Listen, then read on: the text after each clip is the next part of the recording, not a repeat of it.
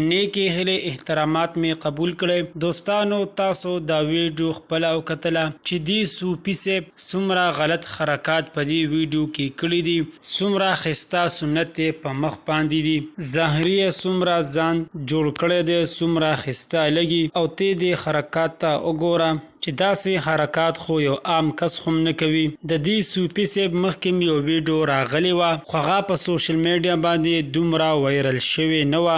دې صوفي صاحب 4 زامن دي، هغه 4 زامن چې دنه په دې حرکات باندې جدا شوي دي. ورته ویل چې ته دې عمر ته وګوره او دې کارونو ته تاسو دا کارونه نه ښکاري. موږ ته معاشره کې خلکه پیغورونه راکوي چې دې پلار ته دې وګوره چې داسې حرکات نه کوي، د عمر ته وګوره او د حرکات ته وګوره.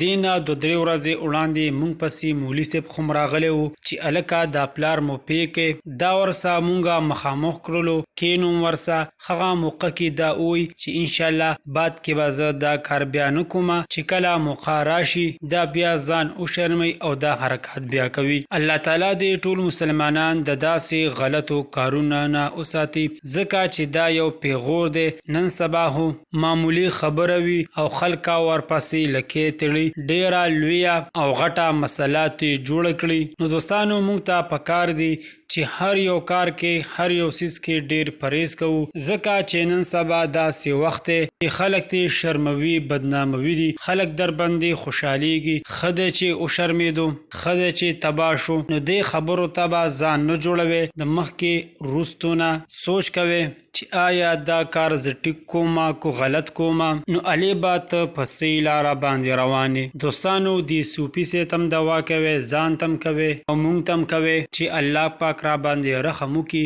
او داسې نازیبا او غلط کارونه وساتي او ټول مسلمانان مؤمنان نورونه 2 رکعاته نفل وکړي، ځکه چې ګرمي ډیره حد درجې ته رسیدلې ده، ګرمي ډیره زیاته شوې ده چې الله پاک خسته یخ موسم او یخي اواګانې راوالوزي، خسته د رحمت باران وشي. دوستانو دا وا زموږ د دې وخت نیو معلوماتي ویډیو د نورو نیو معلوماتي ویډیو لپاره زموږ د چینل ما در سره سبسکرایب کړئ چې تاسو به هر وانه معلوماتي ویډیو په اسانتیا سره ملاويږي.